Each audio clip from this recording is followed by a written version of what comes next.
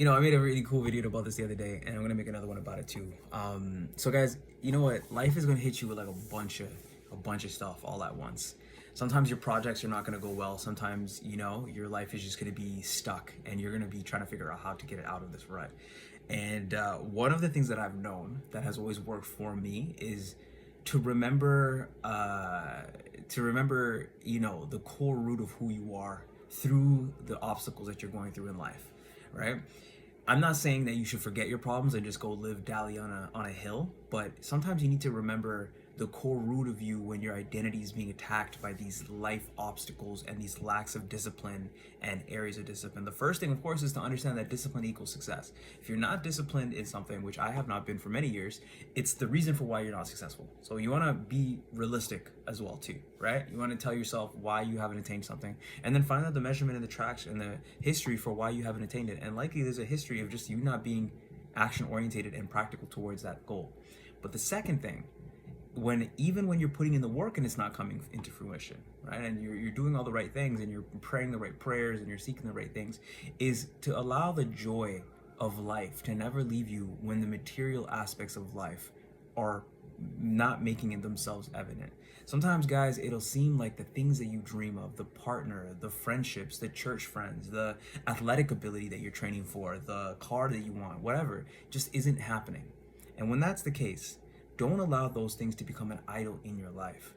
When you idolize your looks, your body, your this, that, and all these things, partner, a relationship, a house, you start to put that thing on a pedestal that doesn't need to be on a pedestal, and you praise it and you idolize it so much to the point where it starts to take over a very special place in most people's lives, which is the place where God and your own self-growth and identity shift can occur, right? You put that thing so high above you, and sometimes it's better to not have a person there during that time, or not if it's not a partner, maybe it's your success, $1 million, whatever, because you will soon covet that thing so much you'll destroy it in the process, right? We are not meant to worship things but God, the Lord Jesus Christ, and not just that, we're not supposed to covet things, man. Like on this earth, when you look at social media, when you look at all these things, all we see are people just coveting their things. Women coveting their body and how beautiful they are, men coveting their accomplishments and how big they are, right? And it's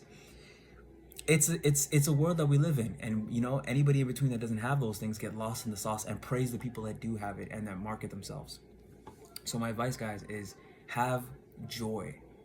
Every single day in your life, have joy for the simplest of things.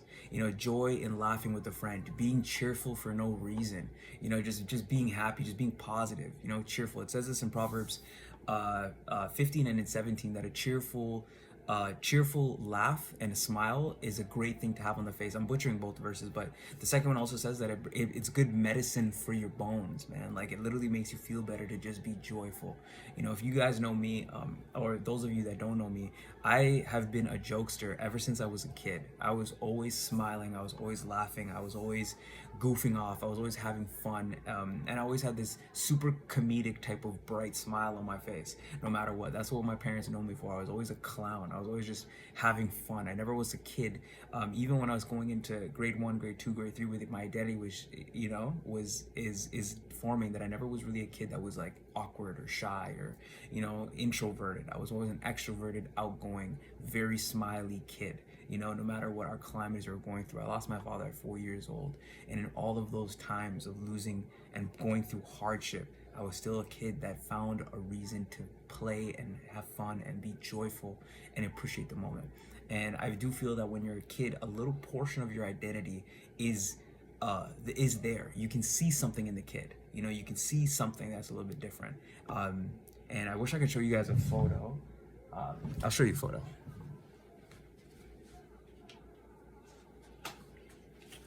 That's me right there. Just being a clown. Just always just goofing off. Somebody really cool today mentioned to me that, or not today, but 4 days ago, that one of the cool things that she read for me is that I have the joy of the Lord on me. And I think it's so important for people to want to have that, because wisdom is good. All of these things are important. But when you have joy, man, in having nothing and nothing going your way and still having joy in the moment in life, nothing can be taken from you. That is a superpower. So be blessed.